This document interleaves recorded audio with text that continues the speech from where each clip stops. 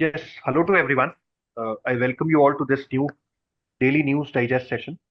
आज 17th of November है और we have come up with a new session. इस सेशन का एजेंडा है कि हम यहाँ पे न्यूज़पेपर को सिंप्लीफाई करेंगे. We have taken articles from many newspapers prominently among Indian Express, the Hindu. इन न्यूज़पेपर से जो relevant important exam point of view से सिग्निफिकेंट आर्टिकल्स हमें दिख रहे हैं उनको हमने आज इनकॉर्पोरेट करने की कोशिश की है. So those of you who are preparing for the exam for 25 or 26, you should go through this video and try and figure out कि कैसे हम इन आर्टिकल्स को अच्छे से यूटिलाइज कर सकते हैं. We'll simplify the articles which we believe are important from your exams perspective. पहले आर्टिकल को मैं देख रहा हूँ. आज इंडियन एक्सप्रेस से दो आर्टिकल्स पिकअप किए हैं मैंने. The first article basically is foreign exchange kitty drops by US dollar 6.477, and this is the latest number is approximately 675.653 billion dollars. Please remember that foreign exchange as a term, what does this mean? This is a part of your syllabus, economy का syllabus. तो इसको आपको थोड़ा सा economy point of view से अच्छे से देखना है. And the numbers basically change, so you don't have to worry about the numbers. जो specific numbers हैं वो ऊपर नीचे होते रहते हैं, but broad numbers should be known to you. That our foreign exchange kitty is somewhere around $700 billion, and it is varying for some time between 650 to $700 billion. अब सवाल थोड़ा सा आप इसमें और डीप में जाके और ये पता लगा सकते हैं कि फॉरेन एक्सचेंज रखने की यूटिलिटी क्या है. व्हाई डू कंट्रीज और the central banks of countries hold foreign exchange with themselves. इसके अलावा what is also an important aspect is what do these high numbers signify. तो अगर कोई कंट्री के पास ज्यादा फॉरेन एक्सचेंज है तो उससे सिग्निफिकेंस क्या है उस चीज. तो ये सारे आपके पोटेंशियल प्रीलिम्स और मेंस के पॉइंट ऑफ व्यू से क्वेश्चंस बन सकते हैं. इसके अलावा यहाँ पे जो फॉरेन करेंसी एसेट्स लिखे हुए हैं उनके नाम भी याद रख सकते हैं, because dollar has the highest weightage. But apart from dollar there are some other currencies as well, like euro, pound, yen, which also form a part of the foreign currency exchange reserve. इसके अलावा कुछ और चीजें भी हैं apart from foreign currencies, which are gold, which basically has decreased. I repeat, the numbers are not important as of now, इसलिए I'm not going to the details, but हमें ये पता होना चाहिए कि फॉरेन एक्सचेंज रिजर्व में आता क्या है. तो अलग अलग कंट्रीज की currencies. Apart from that, gold. Next is special drawing rights. Special drawing rights is IMF's currency, International Monetary Fund's currency.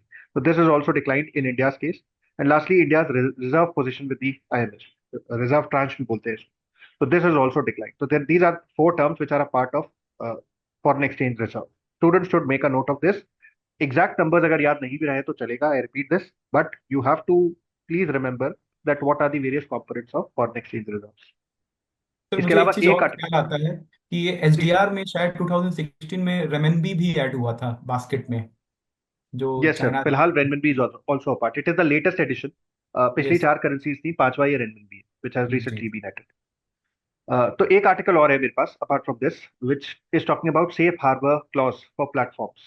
अब ये थोड़ा सा टेक्निकल आर्टिकल है, इसलिए मैं इसमें सिंप्लीफाई करना चाहता हूँ इस आर्टिकल को. जो हमारे minister of electronics and information technology है, उन्होंने ये अभी रिसेंटली कहा है कि तीन एरियाज पे हमें काम करने की जरूरत है. Fair compensation for content creators, algorithm bias of digital platforms, and impact of artificial intelligence on intellectual property. These are concerning and they need specific attention. So what about this?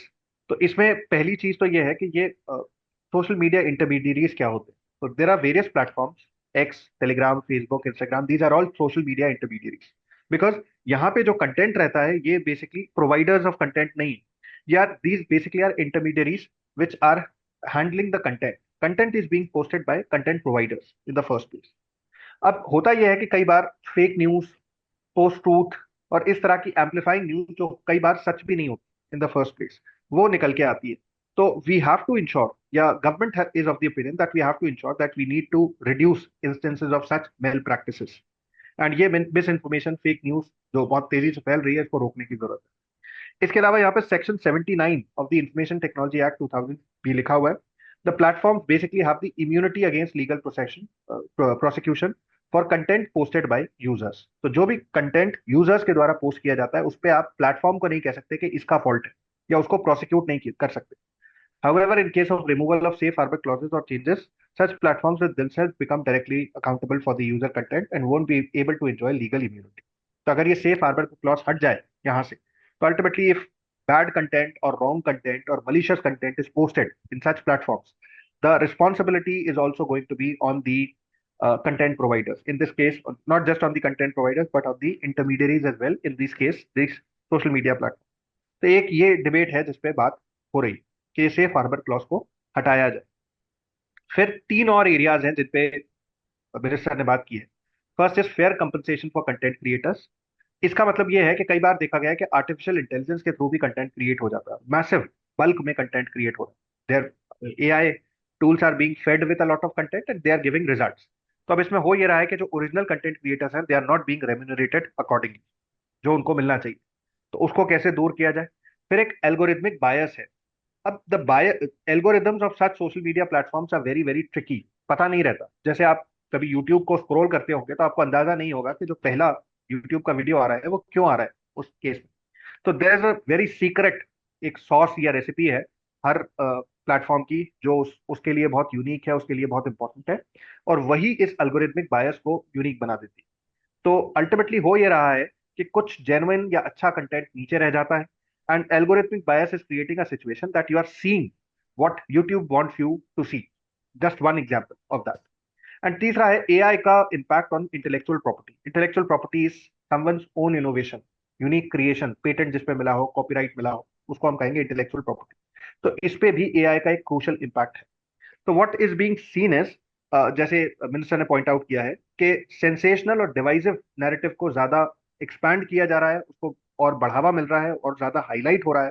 And ultimately platforms need to come up with solutions in order to check this particular problem. इसको रोकने के लिए, इसको check करने के लिए उनको एक अच्छा सा सोल्यूशन बनाना चाहिए। इसके अलावा he is also suggested that work is being used to train AI model without any compensation और acknowledgement, which is definitely a cause of concern. AI models today can generate creative content based on vast amount of data sets that they are trained on. But what happens to the rights and recognition of the original creator जिन्होंने in the first place वो content को बनाया है। तो अगर इनको compensation नहीं मिला तो this is not just an economic issue, this also becomes an ethical issue. तो इस सेंस में ये आर्टिकल मेरे हिसाब से जो कीवर्ड्स यहाँ पे मेंशन्ड है, जो एक्ट, जैसे ये इंफॉर्मेशन टेक्नोलॉजी एक्ट 2000 का mention, they are all important from your exams perspective. GS paper 3 में ये टॉपिक काफी सिग्निफिकेंस रखता है। Now, after this, I would like to invite Kanhaiya sir to take this discussion forward. Before like moving to Kanhaiya sir, for the benefit of like our watchers, I can say ये जो safe harbour का concept है ये Shreya single case से आया था 2016 में। तो अगर इस तरह का कुछ क्वेश्चन आता है तो वो ये जो जजमेंट है उसको साइड कर सकते हैं। जैसे कि पुट्टू स्वामी वर्डिक्ट से लेके हम हमने राइट टू प्रिवेसी वाला एक्ट लेके आए सुप्रीम कोर्ट, तो इस तरह से ये श्रेया सिंगल वाला जो एक केस है उसको साइड कर सकते हैं। Now all to Absolutely. You Kanhaiya sir. Yes sir, thank you sir. अभी आज के जो इम्पोर्टेंट आर्टिकल्स हैं, जो स्टूडेंट्स को उसमें से कुछ चीज़ें हैं जो एग्जाम पर्सपेक्टिव से इम्पोर्टेंट मिल सकती है, जो हिंदू से मैंने लिए हैं दो article. First one is this electronically tracking of under trials to cut crowding of jails. So first concept which is important here is the fact that crowding of jail is there in India. तो उसका data हमारे लिए important हो जाता है कि जब भी हम क्राउडिंग ऑफ जेल्स की या जेल रिफॉर्म सिस्टम की बात करते हैं, तो उसका यहाँ पर कुछ इंपॉर्टेंट डाटा दे रखा है, जो recent report by the supreme court centre for research and planning जिसने निकाली है, जिसने लॉन्च की है। They are launching basically the pilot project, pilot program to use this electronic tracking device for releasing under trial prisoners to ease prison overcrowding. जैसे 3 out of 4 prisoners are under trials, जैसे आप इस image में देख सकते हो, ये important data है। Around 76% of total people in the jails are under trials. तो जो अंडर ट्रायल्स हैं इसमें ये जो प्रोग्राम है इसके हिसाब से ये डिस्कस किया गया है कि in India to assess the community readiness and pilot run of the electronic monitoring may be done firstly on the low and moderate risk UTPs under trial prisoners having good conduct who may be releasing or released on the prison leaves like parole and furlough। तो ये बात कर रहा है कि हम उनको electronically track करें, ना कि उनको जेल में रखें। और किन अंडर ट्रायल्स की ज्यादातर बात कर रहा है, जो लो एंड मॉडरेट रिस्क वाले हैं। सो बेसिकली जो बाहर निकल के कुछ जो ट्रायल है उसको इम्पेक्ट नहीं कर सकते, और जो उसको हम जेल में रखने की जगह बाहर रख सकते हैं और उसको इलेक्ट्रॉनिकली ट्रैक कर सकते हैं। Electronic tracking system for example already use होता है यूएस में, कनाडा में, यूके में, मलेशिया में, ऑस्ट्रेलिया में। तो वहाँ ऑलरेडी वो यूज में है। तो जैसे इसको सपोर्ट करने के लिए हम हमारे पास अंडर ट्रायल्स का डाटा है जो इम्पोर्टेंट है, स्टूडेंट को नोट डाउन करना चाहिए। जैसे एनसीआरबी का स्टैटिस्टिक्स है वो बोलता है कि number of inmates in all jails across India was 5,73,220, but the total capacity is 4,36,266. So ultimately ये बता रहा है कि 131% का ऑक्यूपेंसी रेट है, मतलब ओवर क्राउडेड बाय 31%. सो और jails are overcrowded by 31%. तो ये इंपॉर्टेंट डाटा हो गया. कंट्रीज सच एज, जैसे मैंने बताया, US, Canada, UK and Malaysia have been using this electronic tracking device. For example हम उसको किसी बॉडी पार्ट पे अटैच कर सकते हैं प्रिजनर के, या फिर यहाँ पर एक दो केस दे रखे हैं जहाँ पर सुप्रीम कोर्ट और हाई कोर्ट ने ही अलाउ किया था कि we can track particular person by live sharing of location और गूगल मैप्स. तो उसके थ्रू भी किया जा सकता है. तो वो केस बाय केस हुआ था. बाकी अब इन जनरल ये बात कर रहा है कि हमें ऐसे एक प्रोग्राम लॉन्च करना चाहिए जिसमें लो एंड मीडियम मॉडरेट रिस्क वाले जितने भी अंडर ट्रायल प्रिजनर्स हैं उनको हम इलेक्ट्रॉनिकली ट्रैक करें. बीच में एक होम मिनिस्ट्री ने एक मॉडल एक्ट भी बनाया था, model prisons and correctional service act of 2022, और बोला गया था कि और सारे स्टेट्स एंड यूनियन टेरिटरी को ये अडॉप्ट करना चाहिए. तो act introduce the use of this electronic tracking device on prisoners. So in that case, prisoners may be granted prison leave on the condition of their willingness to wear electronic tracking device for monitoring the movement and activity of such person. तो ये एक important point हो जाता है. कुछ pros and cons यहाँ पर दे रखे हैं which can be important arguments in case mains में कोई क्वेश्चन आता है. Easing of prison overcrowding, ये इम्पोर्टेंट प्रो है इसका. देन दूसरे प्रोज देखते हैं तो हम reduces mental stress of the prisoners due to isolation. It curbs detention cost, तो ये भी ओवर क्राउडिंग की वजह से होता है. कुछ रिस्क भी हैं इसमें, कुछ कौन से, जैसे for example there are risk of misuse, वो हो सकता है, मिसयूज हो सकता है उसका.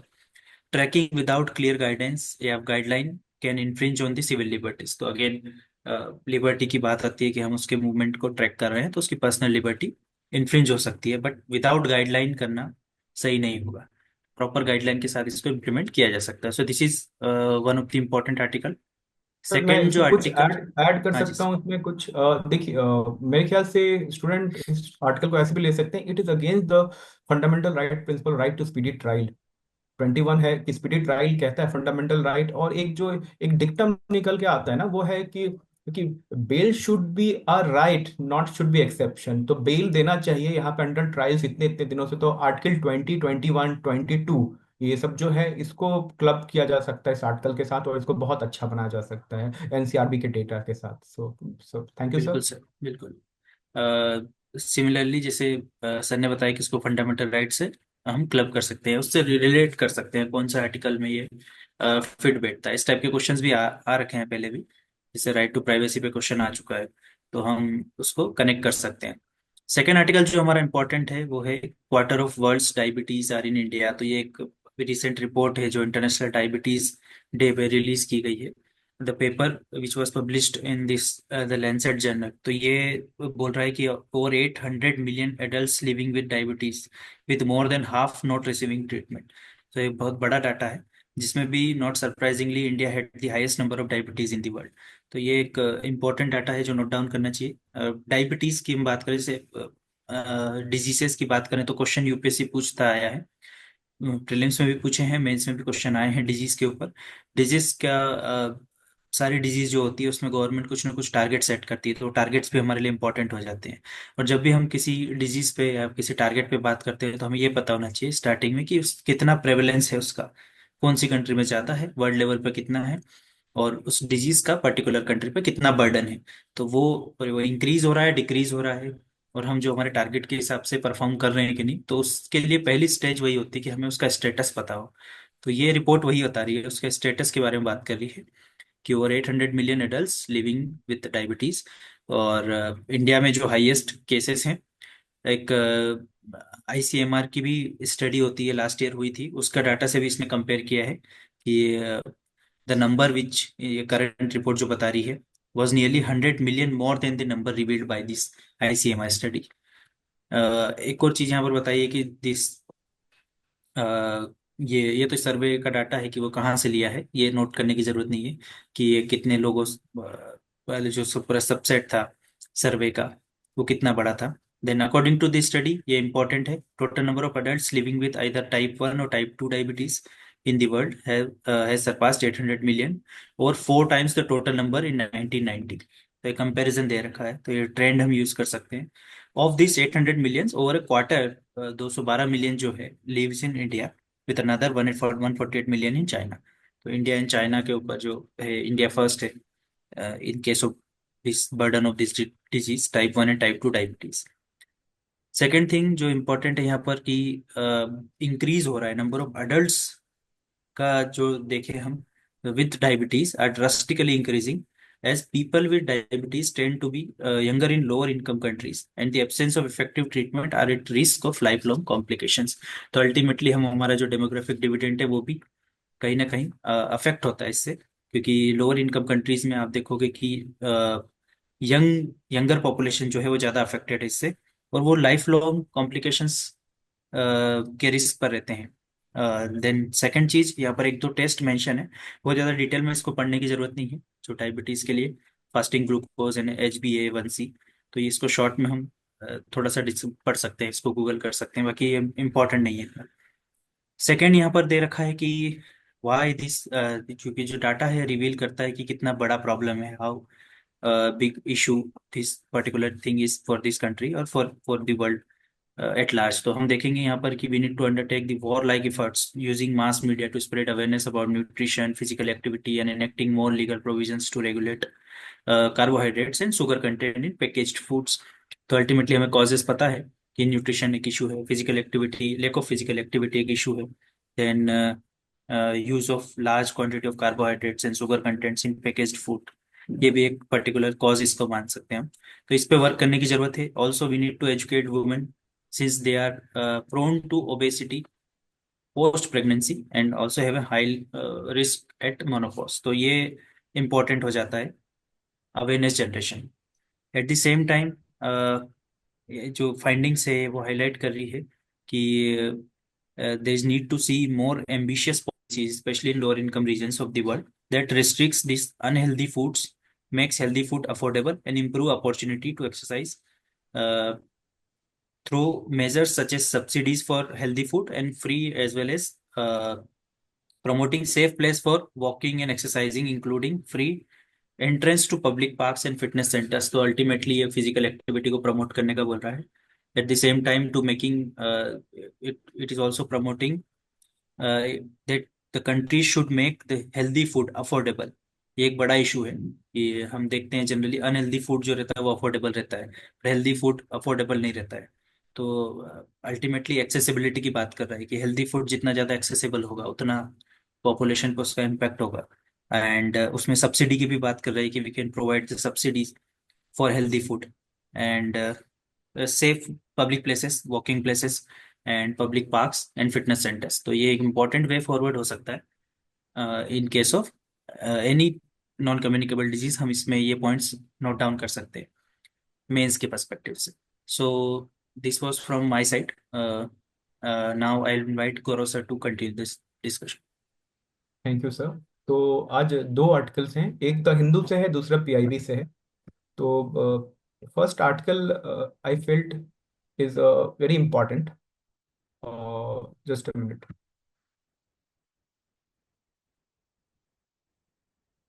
So, first article is from the Hindu, and it is regarding the hornbill bird that we all know. तो इसमें ये लिखा हुआ है कि the people of Meong village in Moregaon district of Assam have like very well conserved the, यहाँ पे एक ओरिएंटल पाइड हॉर्नबिल का नाम दिया गया है. तो इंडिया में exactly how many types of hornbills are found? Basically 9 types of hornbill are found. उसमें जो important है वो है ग्रेट इंडियन हॉर्नबिल, जो वेस्टर्न घाट्स में मिलता है, जो नॉर्थ ईस्ट में भी मिलता है. Then we have like Narcondam hornbill जो अंडमान निकोबार में मिलता है. देन ये जो मेंशन है ओरिएंटल पाइड हॉर्नबिल. अब एग्जैक्टली हमें जानना क्या है कि कंजर्वेशन स्टेटस क्या क्या है. तो जो ग्रेट इंडियन हॉर्नबिल है उसका कंजर्वेशन स्टेटस जो है वो एंडेंजर्ड है, और ये जो ओरिएंटल पाइड हॉर्नबिल है ये लीस्ट कंसर्न है. अब बाकियों का अगर स्टूडेंट है वो जान सकते हैं, they should search out and make a list of that. Then इसका ये जो बायोलॉजिकल नेम है as such this is not important. And then it is mention that ये जो होते हैं ये जनरली फ्रूगिवोरस होते हैं, तो फ्रूट्स खाते हैं. लेकिन ऐसा नहीं है, ये इंसेक्ट्स वगैरह भी खाते हैं. हमने देखा है कि जनरली UPSC ने इस तरह के क्वेश्चन पूछे हुए हैं. कि दे आर इंसेक्टिवोरस भी है, फ्रूगीवोरस भी है, दे ओकेजनली ईट इंसेक्ट्स ऑल्सो, इस तरह का क्वेश्चन पूछा है, तो इसीलिए वो इस पे कर सकते हैं। तो और ये जो म्योंग विलेज है, मोरीगांव है, ये कहाँ पे है? माईबोंग इको रिजॉर्ट इन म्योंग। तो हो सकता है क्वेश्चन इस पे फॉर्म हो सकता है। देन थिंग इज दैट एक एक जो है कि हम देख सकते हैं कि ग्रेट इंडियन हॉर्नबिल है, उसकी पॉपुलेशन थोड़ी सी नीचे जा रही है। तो रीजन इज लाइक जो ट्री लॉगिंग हो की एक्टिविटी हो रही है, because they nest on the tree, and अगर ट्रीज को काटा जाएगा तो वेयर दे विल गो। तो लेकिन इन विलेजर्स ने बहुत अच्छा काम किया, they have prioritize the planting fruit bearing tree so that hornbill can get food in the vicinity. और इसको ये भी कहा जाता है, they believe, the villagers believe that hornbills are harbingers of peace and prosperity for the entire area. One more thing important from this article, I feel that they are referred as a forest engineer or farmers of the forest, as they help in the dispersing the seeds. तो इस तरह से, तो इस point से student जाने कि की स्टोन स्पीसीज क्या होते हैं। ठीक है, तो एक की स्टोन स्पीसीज का कॉन्सेप्ट है वो जाने, और बाकी और बहुत इंपॉर्टेंट इस तरह के स्पीसीज होते हैं जिनका रोल होता है कि इकोसिस्टम में, वो जान सकते हैं। तो एंड थिंग इज दैट ये पाया कहाँ जाता है? It is generally found in Himalayan foothill, north east and eastern parts. North India में जनरली ये नहीं मिलता है। तो अपने आप में ये इंपॉर्टेंट आर्टिकल्स है। We have seen that generally question are asked from the conservation status of the species where they found, try to find out like nearest जो एक तरह से सेंचुरीज हो सकती है, नेशनल पार्क्स हो सकती है, वहां भी मिलता है। कंजर्वेशन स्टेटस क्या है गवर्नमेंट का इसी घाट में। And then one more thing जो मुझे याद आता है वो ये है कि इसके ग्रेट इंडियन हॉर्नबिल फेस्टिवल होता है नागालैंड में। And they are like two, one tribe that is Nyishi tribe, Arunachal Pradesh, जो इसके कंजर्वेशन स्टेटस को लेकर काफी, कंजर्वेशन को लेकर काफी उनकी भागीदारी है। And then one more thing that I can recall is that it is a state bird of Great Indian Hornbill is a state bird of Kerala and Arunachal Pradesh, not Nagaland. चलिए अब दूसरे आर्टिकल पे मूव करते हैं। This is from today's edition of the PIB. So India launched and conducted a successful flight trial of sonic missile. अब ये लिख रहा है कि ये, अगर ये लिखा जाए कि इंडिया का it is the first hypersonic missile है, तो ये गलत हो जाएगा। First long range, because we have BrahMos missile which range is below 1000, तो वो लॉन्ग रेंज में नहीं आता है। ठीक है, तो अब स्टूडेंट को ये जानना है कि हाइपरसोनिक मिसाइल, एक सब सुपरसोनिक मिसाइल और सबसोनिक मिसाइल्स का एक डिफरेंस क्या है। Basically it is dependent on this their comparison to the speed of sound. जो हाइपरसोनिक है, it should be more than 5 times the speed of sound, उसको माक बोला जाता है, मैक्स स्पीड। ठीक है, तो वो ये hypersonic should be above the 5 Mach. The supersonic should be between 2 and 3, and the subsonic flows between the max speed that is 0.8, उसका रहता है to 1। ठीक है, तो ये हम जान सकते हैं। तो एग्जैक्टली ये है कि सुपरसोनिक, सबसोनिक, सुपरसोनिक, और इसके एग्जांपल्स आप जान सकते हैं। लाइक सुपरसोनिक में I said that BrahMos missile है, सबसोनिक में देयर इज निर्भय मिसाइल जिसका नाम LRACM हो गया है। Then student can know about various types of missile, ballistic missiles क्या होता है, देन क्रूज मिसाइल्स क्या होता है, हाउ दे लाइक मनूवर, और उसका एक क्या कहे उसको, मतलब कि हाउ दे परफॉर्म, उनका उनका एक अपना वो क्या है। Then there should be like किस तरह के फ्यूल्स यूज होते हैं उसमें, what sort of technology is use, scramjet use हो रहा है या रैम जेट यूज हो रहा है। तो इस सब तरह की चीजें ये आर्टिकल्स में नहीं दिए हैं। Student should be inquisitive enough to find from there themselves. हमने उनको क्यूज दिया है, these are the important area that they should always look at when there is a news inside. So this is all important takeaways from these two articles. So with this, I feel that today's edition will benefit the student. And today we hope to meet you tomorrow. So we are concluding today's session. Thank you all.